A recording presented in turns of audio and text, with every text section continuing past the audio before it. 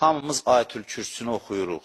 Ayətül Kürsü Quranın canıdır. Quran-ı Kərimi Ayətül Kürsüyə sığışdırıb Allah. Ayətül Kürsüdə belə bir cümlə var.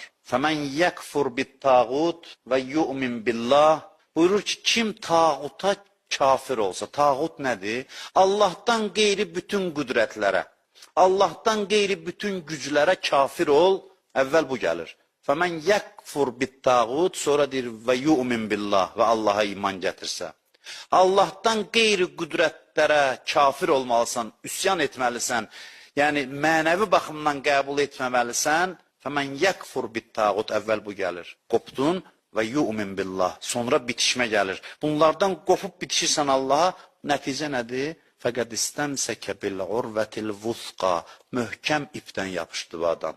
Bu adam qüdrət mənbəyinə çatdı. Lənfisamə laha, qırılmaz bir ipdir. Əlində özü üçün bir dayaq nöqtəsi tapdı. Möhkəm dayaq nöqtəsi. Öz ayaq üstə durub möhkəmdir. Sarsılmaz dayanıb. Heç nə onu ayaqdan sala bilmir.